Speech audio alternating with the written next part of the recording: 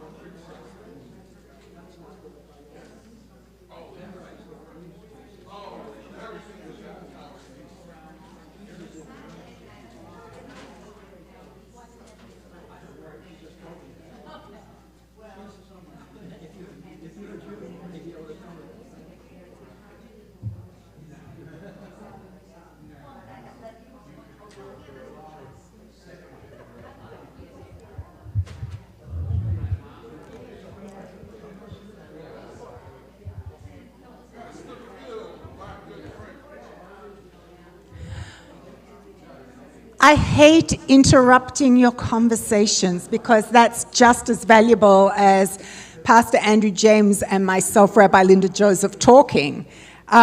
So welcome to our 6-week series on meeting House Theology. You and other people that are online, and maybe a few others as well, are the ones that chose the topics for this. We presented a whole lot of brainstorm topics that we came up with as clergy, and then we assigned them out by the most popular topics that you chose.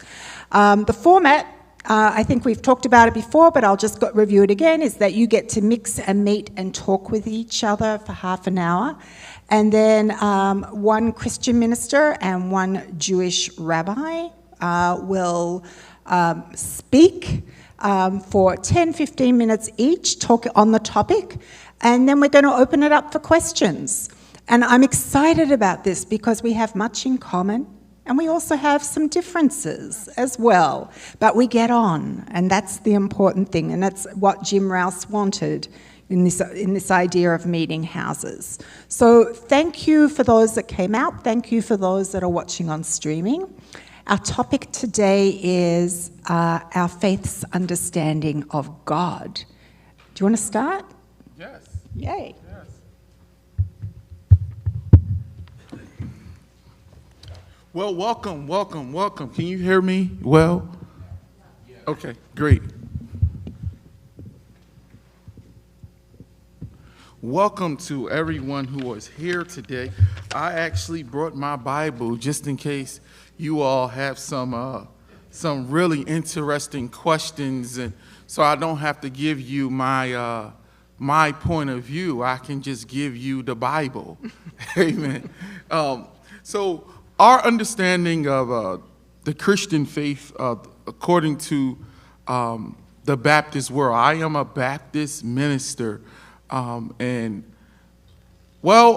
believe that every church, whether it is Baptist, United Christian, or Methodist, or all of the churches come from out of the church. The church is the Holy Catholic Church.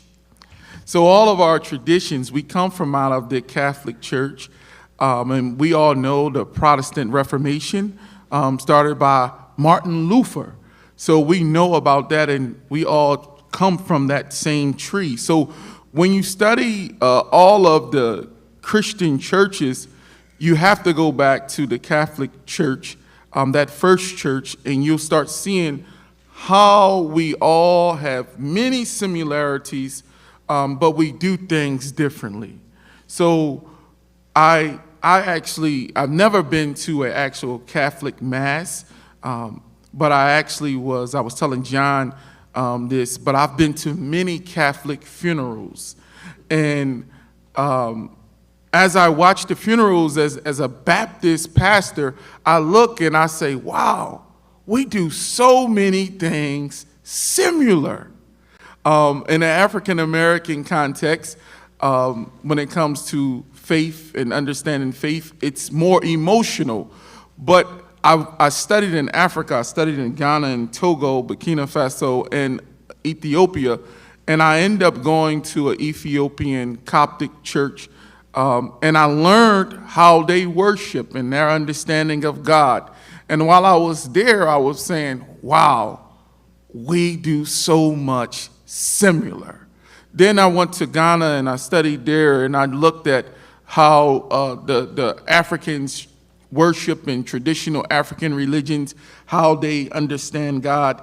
And then I came back to America and I said, wow, we do so much similar. And then I look into the Jewish congregations here at OMI. And as I look, and the language is a little bit different because they're speaking in Hebrew. But because I've studied a little bit of Hebrew, I have 2 years of Hebrew in undergrad. I know a little bit, not a whole lot, not as much as you, Rabbi. And when I read my Bible, I love the Old Testament. I'm always studying the Old Testament. I preach a lot from the Old Testament. And I listen, and I come to this one thing. We do so much similar. So I believe that our views and our understanding of God is closer than what we think. I think that our separations on the way that we see God and the way that we view God and our understanding of God, we would agree probably on 90%, and we would disagree on probably 10%.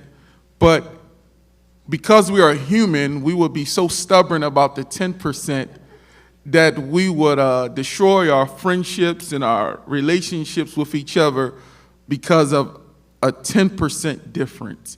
And I believe that that is not God. So today in this atmosphere, I want to set the tone right now that 90% we're going to agree with, but the 10% that we don't, I want us to agree in this room and to those who are online that we're still going to love each other. We're still going to be friends with each other. We're still going to support one another, even if we just disagree with 10%, because we have so much in common. We have so much in common. We would agree that God is the supreme ruler of the universe, that God created all of this great, amazing world. Would we agree to that? We would agree to that.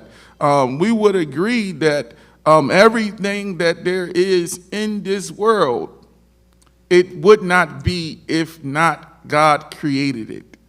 In fact, I was thinking some time ago that can you believe that electricity, it was already in the world. Somebody just needed to go and put it all together. You think back in the Bible days that they were walking around with oil lampstands, but electricity was available to them. It's just that they didn't know how to put it all together. And that God is so vast and so big and so creative that God has put so much stuff in the world. It's already here for all of us. And all we have to do is just keep on discovering and keep on putting things together so that we can really experience the fullness of God.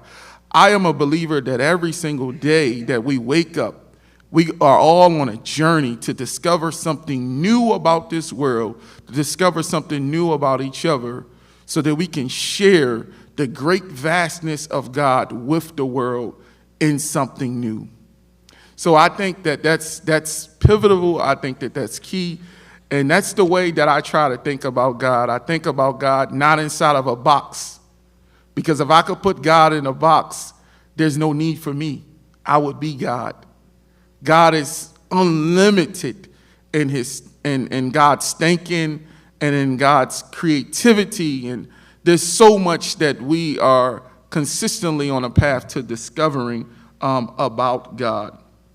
So that is kind of the way that I think about God. And then in the Christian sense, because my time is running out, that my key scripture, my key passage of the way that I think about God as a Christian is John 3:16.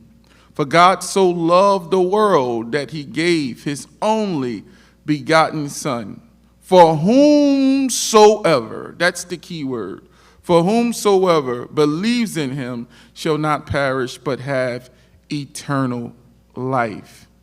And for my Jewish brothers and sisters, the book of John also says in John 10:16, I never throw out this scripture. It also says that I have other sheep that are not of this fold. I must bring them also. That is a quote from Jesus. They too, meaning that maybe they haven't heard, they too will listen to my voice. They will listen, meaning that they haven't heard his voice yet. They will listen to my voice, and they shall be of one flock, and there shall be one shepherd. That means that there's still some work that needs to be done. So for me, I always include those two passages of scripture together because I think that they go together, and they're written by the same author in the same book, in the book of John. So that's kind of my outlook of God and the universe. I look at us as pretty much the same, similar, 90%, 10% difference, and I try my very best not to give the 10% too much credit to destroy the relationships that God has ordained for us to build together. I'm amazed that you managed to do 10 minutes. So I'm bringing a Jewish perspective on God, and I can't remember who the academic was that says this, and I tried to find the source and I couldn't, but I want to share with you this idea. Among the three Abrahamic religions, we all believe in one God, but our approach to that one God is somewhat different. In Islam, the idea is one submits to God. In Christianity, as we just heard, The idea is that you believe in God. You take that leap of faith into belief. That's what makes you a Christian. And in Judaism, one wrestles with God. And I'm going to get a little bit more into that as we go along. I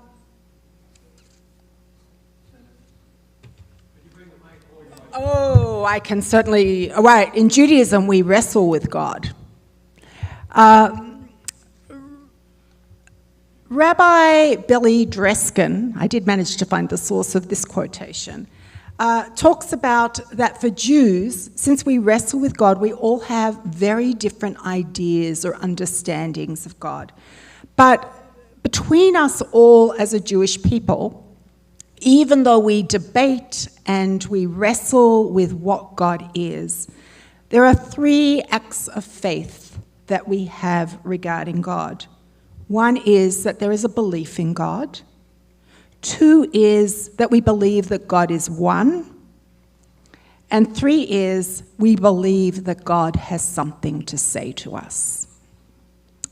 And so I want to use a little bit of Bible from the Jewish Bible. In Judaism, we don't say Old Testament and New Testament. We say Jewish Bible and Christian Bible, just to give a framework. From Deuteronomy 6. And I want to use what is known in Reformed Judaism as the watchword of our faith, where it says, "Hear, Israel, God is our God, God is one." You may be familiar with that saying from liturgy, from both of our traditions. And I want to talk about the different words. So I actually brought them written out. Hebrew reads from right to left rather than left to right. So let me first talk about this first word, Shema. Shema. Shema can mean listen. It can also mean hear, understand, know, comprehend. Not just up here, but also in here, right? We can think about God in our head, but we can also think about God in our heart. Shema is deeper than knowing, which is da'at, right? Shema is to embody every single part of our understandings, both intellectually and emotionally, in the process. Shema. And the second word here is Yisrael. Now, Yisrael is translated as Israel. And many of you might know, if you're familiar with Scripture, that Jacob, when he left his family home, went running away and went to sleep on a rock. And and he also was by the water. And he wrestled with a human being or a divine being. And at the end of that wrestling, the divine being or the human being, the messenger, whatever you want to say, the text is very ambiguous, said, "Your name is no longer Jacob, Yaakov," which means heel, but it is Yisrael, one who wrestles, one who wrestles. And all the descendants of Jacob, all the Jewish people, from that time onwards, are ones that wrestle with the divine. And there's that human element as well. Remember that messenger, we're not sure if that messenger was human or divine.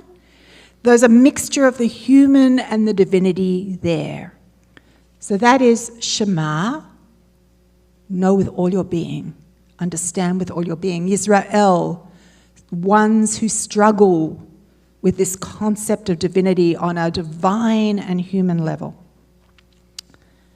The next part is what we usually pronounce as Adonai, but it's actually God's unpronounceable, ineffable name, Yud He Vav He. Now, the brilliant scholars of the 19th century didn't believe Jews that this was unpronounceable. And in the Torah, it is given vowels. And they looked at it and said, "Oh, we know how to pronounce that. That's Yahweh." You may have heard that name, right? Yes. And in fact, the name Yahweh takes the vowels of another name of God, Adonai, and pronounces it to the unpronounceable name that only the high priest in the temple knew how to pronounce, and did so on the holy day of Yom Kippur. And they put the vowels there. And we always just say Adonai in Judaism, but the fact is we don't know how to pronounce this name. It's ineffable. It's a mystery. It's a mystery. And God, too, is a great mystery. The next word is Eloheinu, our God. So this great mystery, this thing that we yearn to understand, is our God, this thing we wrestle with. And then the fifth word is the divine name again, Yud, He, Vav, He, that name we don't know how to pronounce, that mystery. But let me talk a little bit more about this name. Yud, He, Vav, He comes from the Semitic root, He, Vav, Yud. This is the root that is used for tense. Haya is past, Hoveh is present, Yeh is future. It has the same letters as being, as existence. God is existence. God is past. God is present. God is future. God is eternality.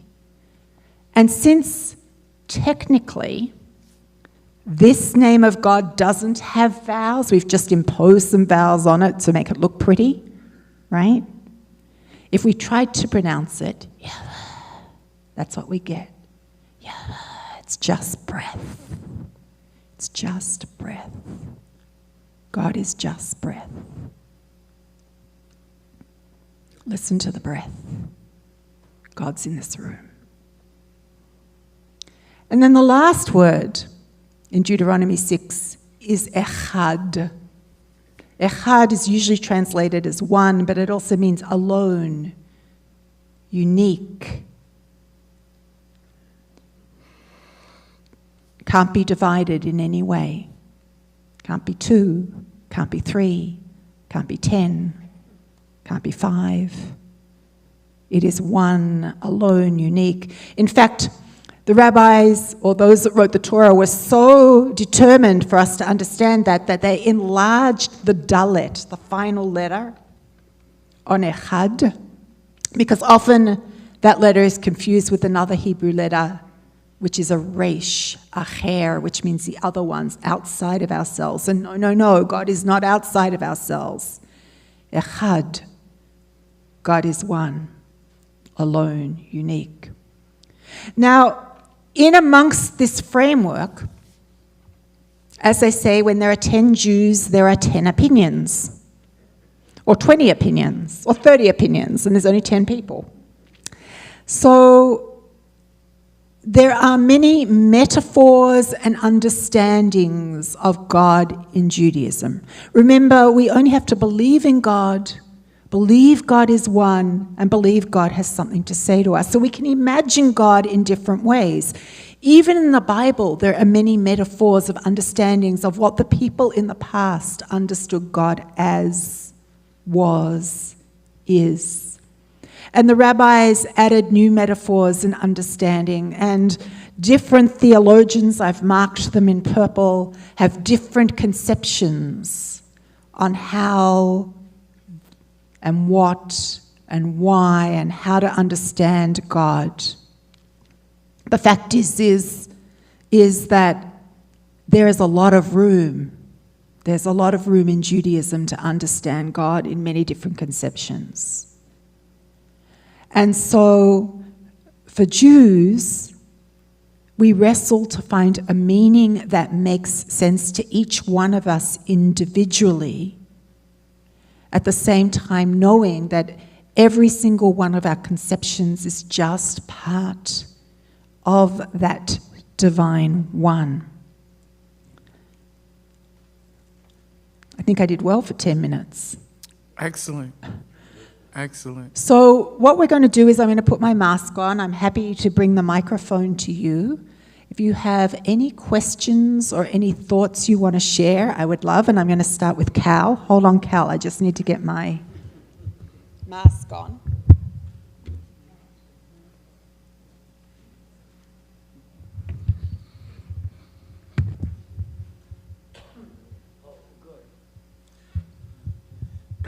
So this question I'm asking is for both of you. So in Judaism, there are multiple different divisions: Orthodox, Conservative, Reform, and others besides that, but those are the three main ones. And in traditional Orthodox Judaism, God is viewed as all-knowing, all-powerful. That view is, my understanding, in conservative Judaism, is also, many people believe that in conservative Judaism.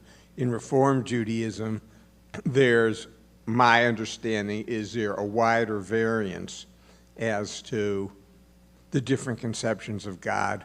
But for Baptists, do you believe that God is all-knowing, all-powerful? And what is the implications of that for Baptists? You know, there was a book that came out a long time ago, Why Do Bad Things Happen to Good People? And so, you know, that could be part of your explanation in answering that question. And the same question for you, Rabbi. So I have a little disagreement with my friend. I would say that even in Orthodox Judaism, there are people with theologies that don't necessarily see God as all-knowing and all-powerful. That is certainly one strong theology in Orthodox Judaism, but there are Orthodox Jewish thinkers that perceive God otherwise. I think that there are more different conceptions as you get more along the modern streams of Judaism. But there is, even amongst the medievals and in medieval texts, some discussion around that. So I'm not sure I 100% agree with you. And of course, it depends on one's conception of God in Judaism, how one understands God, that affects how one might reason good or evil in the world, right? So for some people, good and evil in the world has nothing to do with God. If you think about Heschel's concept of awe and wonder and divinity is in all the divine that we see around us, that doesn't necessarily tie in to good and evil. If we go to Martin Buber and his concept of I, thou, and I, it, Buber would say when evil enters the world, when we start seeing things more as it than thou, right? If we're looking at each other in our eyes, as we're doing right now, which is part of why we're doing this interfaith dialogue, it is harder, right, to see something as bad or evil, right? Because you're yearning to understand it. You're crossing the divide. And for Buber, the ultimate thou was the eternality of God. And, you know, we could go to Kaplan's naturalism, we could go to all sorts of different things, and good and evil would look different in each of those conceptions. Yes, so I kind of push back a little bit when people say, "Why?" I've heard that saying, "Why do good things happen to good people?" First of all, what makes you good? What makes me good? Does me being a pastor make me good?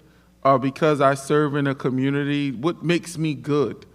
You know, so that's my first question. And I think that we as human beings, I think that we're so caught up on ourselves in a real sense that we think that we deserve everything good to happen to us, that we think that we deserve, you know, nothing to ever happen to us. We should never get cancer. We should never get sick. We should never have any struggles.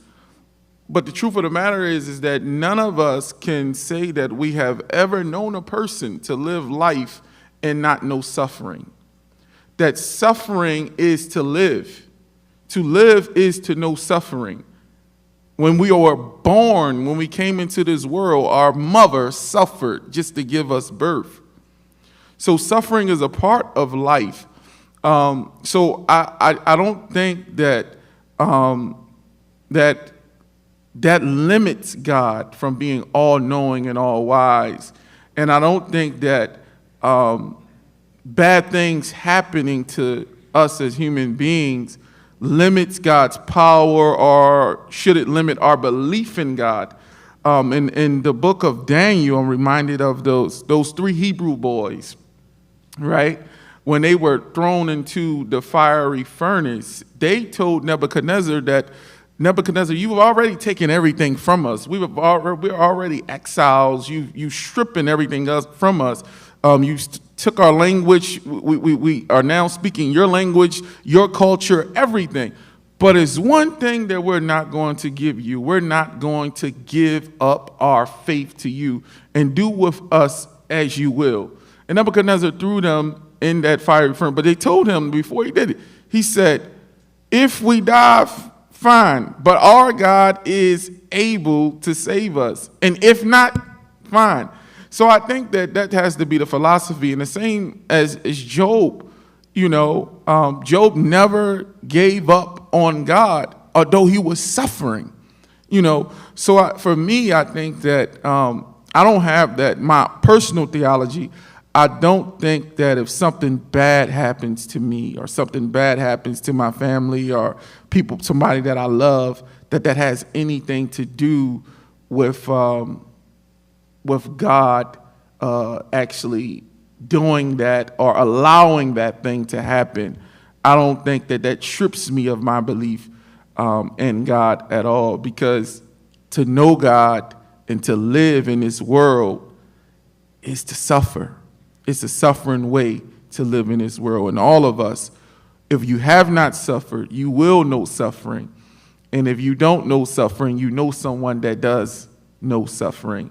And I don't think that we should have that philosophy of thought, of thinking that just because I'm good, nothing bad should happen to me. That's just my So my I take. love this idea of suffering, but I want to counter it with another perspective. Is that okay with everybody? And it's from the Hasidic perspective. The Hasidic perspective tells us that there's no such thing as suffering, because how we receive life is all about our attitude. And in fact, there is no such thing as suffering in life. We can get ill and see it as an opportunity to learn lessons. We can lose somebody and see it as an opportunity to know love. We can, unfortunately, experience hate from someone and create it as a positive to make this world a better place. So that if we see the world as a place that lacks suffering, but suffering is a human construct, then we're only inspired to do God's work and make the world a better place, which is a different view, right? Now, that's just a Hasidic view. That's not a fully Jewish view, but it's part of Judaism. And I've been wrestling with that idea. How do we not say poor me or poor them or poor us, but say, oh, what an opportunity, and turn it on its head.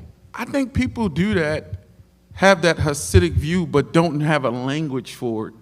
I think there are a bunch of people who have that same, ideology or philosophy, but there's no set language for it. I'm going to bring the microphone so people can hear. We had several people with hands up, but I'm going to go to John first. Here, you might have to. This is as far as I can come, John. I want to conflate two of the terms that you, Rabbi, have used in the context of where my faith is. You just used the word attitude, and I want to conflate that with your use of the word wrestle relationally. One of the comforts of my spirituality is that God is a very important relationship to me. And what I kept hearing in you talking in the context of wrestling was what I might call journey. That that the relationship with God is a lifetime of evolution or an evolving of that relationship through study, through experience, through whatever, wherever life takes us. So if you don't mind, both of you, I'd like you to, if you could, just unpack the concept of wrestling again and maybe share if you agree that the journey part of what we do in faith is part of that maybe as well. John, I think you're right. When Rabbi shared those three things that the Christians believe the Islamic community submits and the Jewish community wrestles, I would say, to John's point, that all three is one beautiful journey.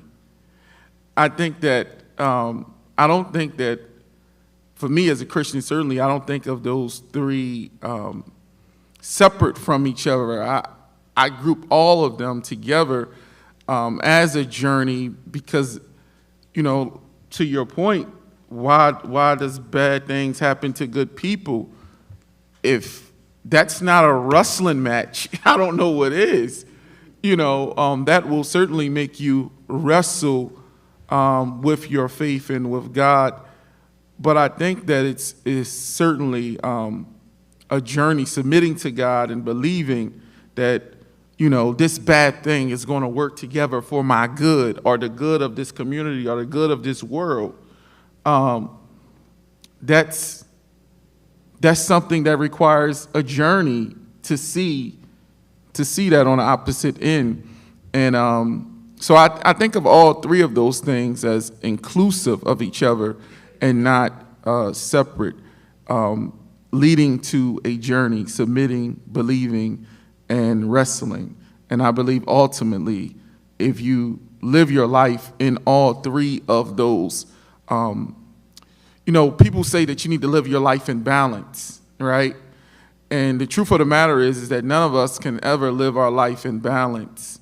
We have to live our life in rhythm because life requires you sometimes to lean more into faith and then more into knowledge, right?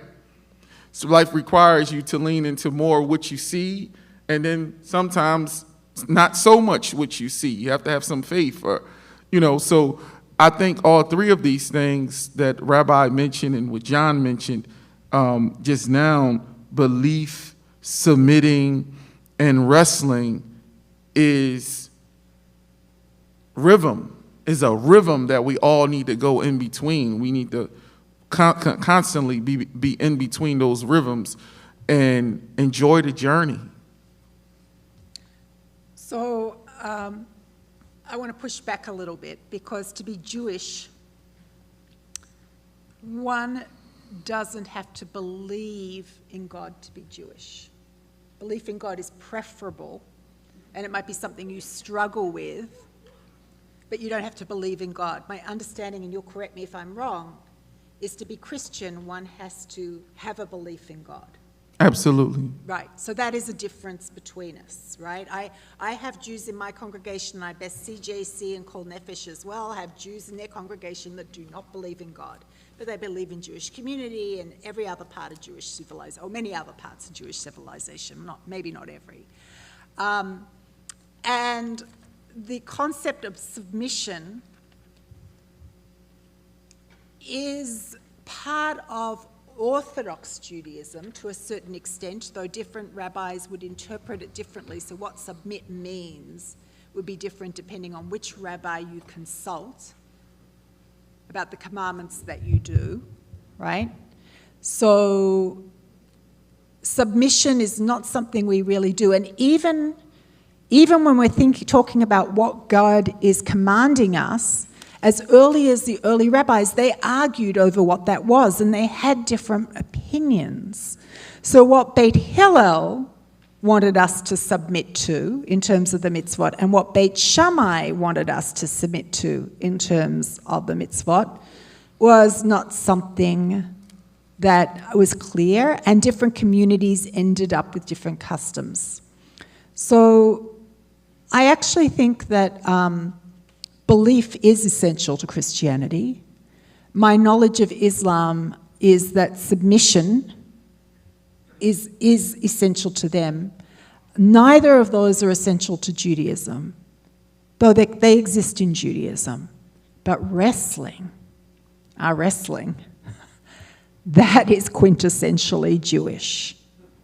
I always say to people that come to me that want to convert, and they say, I don't know if I believe in God. And I say, tell me more about that.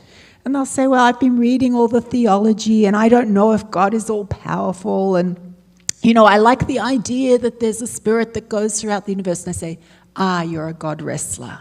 You're one of us. You're allowed to have doubts. That is Jewish. Doubting and questioning everything. So if you're there, come on the journey and wrestle with us. So, about wrestling. This is why, I brought a book, and this isn't limited views of God, Finding God. See every piece of purple paper here? That's a different view of God. I could have done the same thing to this book here. Multiplicity of views of God. And these are human people. Theologians, yeah, but human people that wrestled with what is this God is one? How does God interact in my life? And there's no specific Jewish view because we're wrestlers. And so the idea that there is God, that God is one, that God has something to say to us, most people have. But we don't have to believe fully. We don't have to step across that teleological leap, as you might word it, right? To be Jewish, and we don't have to submit to the strictest way of doing things to be religious. So that's a little bit more about wrestling on my behalf, on behalf of the Jewish people. Right? Dala, let me come put my mask on. Can you all hear me? Yes, but the people online cannot hear you. Do you want to come forward?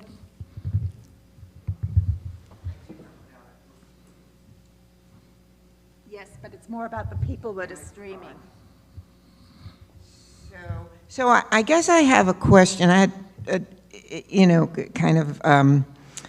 a dual question. One was the fact that I think from ancient times, we were afraid that people had fear, and that when you had fear, that drew people together, whatever particular religion, because there was an answer. If we're all gathered together, some leader will help us. So I'm just wondering now, with all this that we live through with science and news 24/7, how you look at fear and Judaism, or fear and Christianity, if it's different today. There's so many more explanations than people had in ancient times. So I'll just go with that. You can go first, Rabbi. Okay. So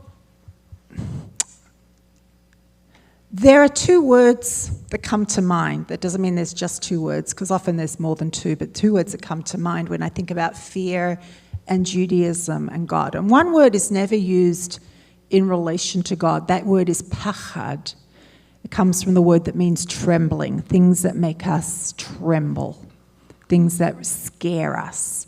That's not used in terms of God. God is never the God of pachad that I know of. I've never seen those two things unite, but I've not read everything in Judaism. The word for fear that is usually used for God in Judaism is the word yirah. And it just doesn't mean fear. It contains fear, but it just doesn't mean fear. It means awe. My teacher, Rabbi Mitchell Chefetz, teaches it this way. How many people here have been to the Grand Canyon? Okay. How many of you have stood at the edge looking over the Grand Canyon? Do you remember how scary that was? And also how much in awe of nature you were? That mixture of, oh my gosh, if I take one step or the wind blows just a little too strong, squat, right? And isn't this amazing? That mixture of things together, that is yira. That is fear in terms of God. It's filled with awe and wonderment. In terms of what is happening today, I think that many of the things that are happening in society today are not yira. I don't think we look at January 6th and go, oh, awe and wonderment, our democracy might fall. Don't think we feel that. I think we feel pachad. I think we feel trembling. Right? When we see our country so divided between right and left and black and white and however you want to, there are so many divides, unfortunately, right? Whatever divide you pick, I don't think we feel yira. I think we feel pachad. I think we feel trembling, and that has nothing, no connection to God at all. That's a human emotion that other human beings cause other human beings. I'd like to see more yira in the world and less pachad. I'd like to see more awe and wonder, even if it terrifies us just a little bit. Because I think we would be better off as humanity. Your turn. I agree. I think that we are better off when we see the humanity in each other. However, I do understand the great fear in that if you attack my people, you know, I just can't turn the other cheek. I have to do something to attack yours. And I think that that's the world that we are living in. And it's unfortunate that it happens to innocent groups of communities. And I think that's even more of the reason why we need to see the humanity in each other. And we need to do everything that we can to talk with the other side, the people that we have differences with, even if it's just that 10% that's so big. I think it's very important that we need to have an understanding and talk with the other to create a sense of humanity and peace within the world despite our difference. I do think that just here in the interfaith context, every time something happens, some type of terror or attack happens in our United States of America with the Jewish community, I see the Jewish community here that, you know, it's red alert, you know, cold blue, and that troubles me because I don't feel that same energy because I'm not in your community and in your context. But then when I listen, you know, I'm now saying red alert, cold blue as I'm here, you know, watching things. And a few weeks ago, I saw a gentleman who actually works at the school sitting down, I never seen this fella, just strange man, sitting down and by the school. And I said, hey, you can't sit right there. And he said, I'm on a phone. And I said, you can't sit right there. You know, like, you have to move. You just can't be just hanging out by a school. And it was like a red alert for me. I never seen this guy, I don't know. Come to find out, he works for the school. You know, so it was just a cold red type of thing. And if I had known that man, I wouldn't have talked to him that way, you know.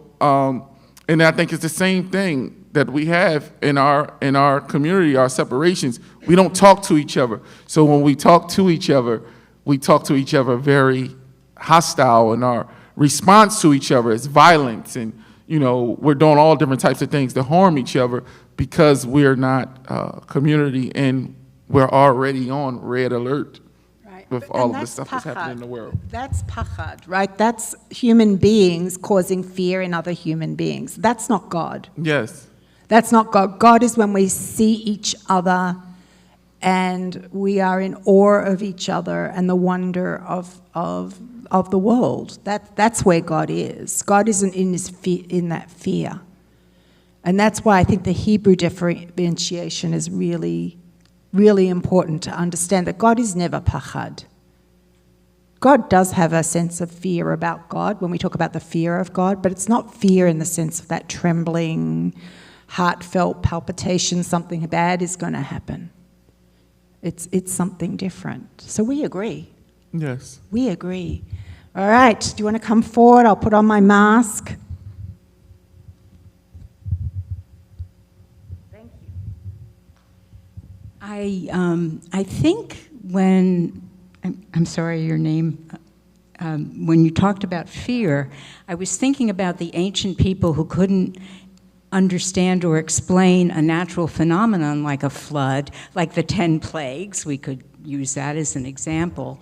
And we have in Deuteronomy the passage after the Shema about if you don't obey my laws, then you'll have famine and the rains won't come, and et cetera, et cetera. Nowadays, we understand and we feel responsible for the hurricanes and the climate change and whatever happens, which is a natural phenomenon, but perhaps caused by us. But I just wonder what our different traditions teach us about our role, our responsibility in the natural phenomenon, and how we intervene to keep the earth the earth.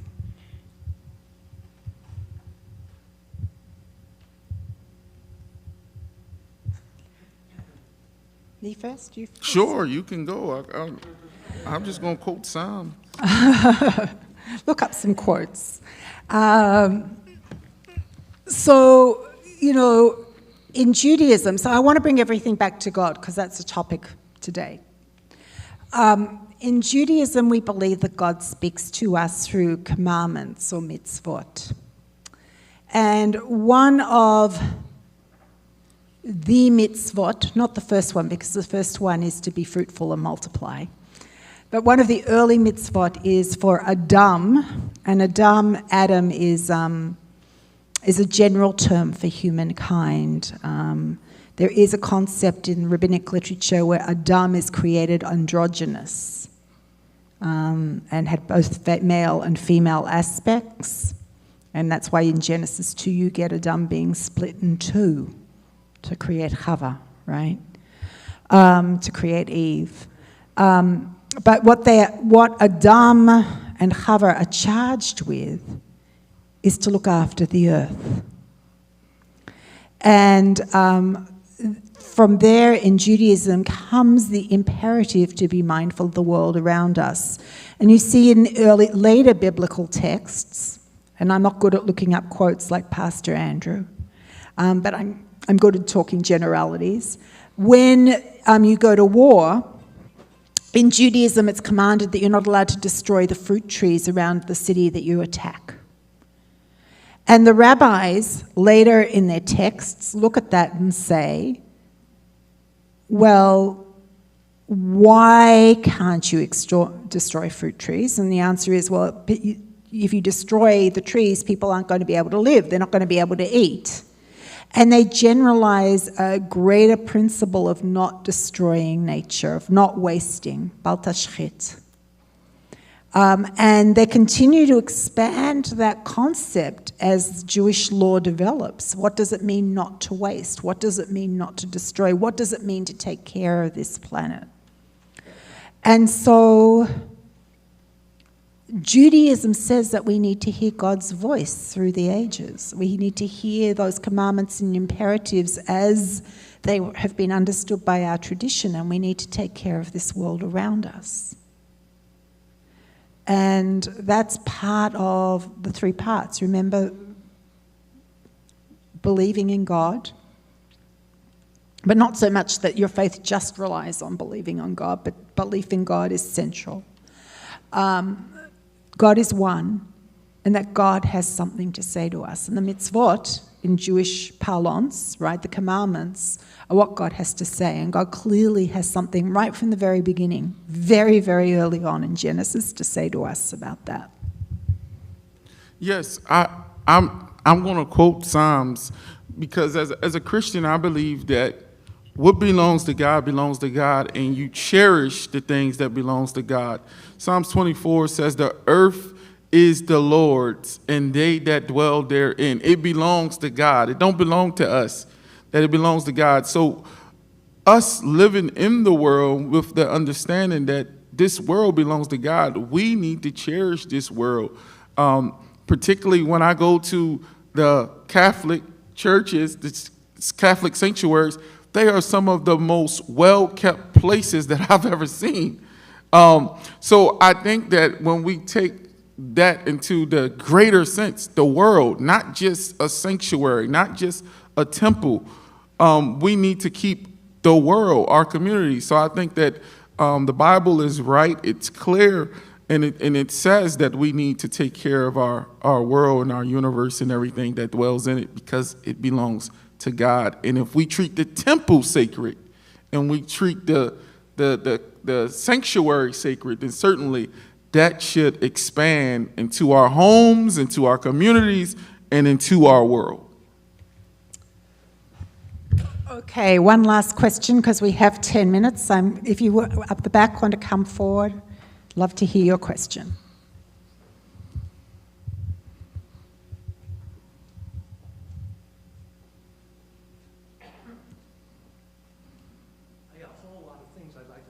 Get one question. Just a question. This is because of you. You're the one who mentioned the word metaphor. Marcus Borg is a theologian that I used to know. He's no longer living. He used to say, the Bible is true, and some of it happened. That's metaphor.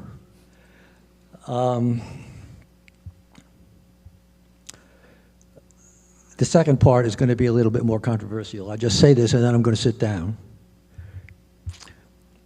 If you think all of the Bible actually happened historically, that is idolatry. Certainly not controversial in Judaism. The early rabbis tell us that it didn't happen.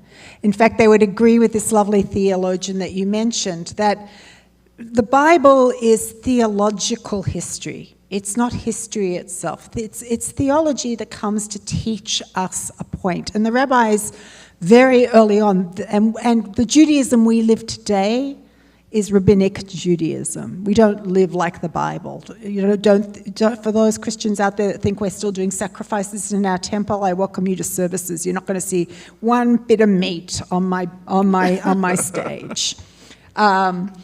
But the rabbis very early on say it doesn't matter if this happened. It doesn't. This is what shapes us as a Jewish people. The fact that we were in slaves, that the Bible says we were slaves in Egypt and God set us free, we can't prove to you that happened.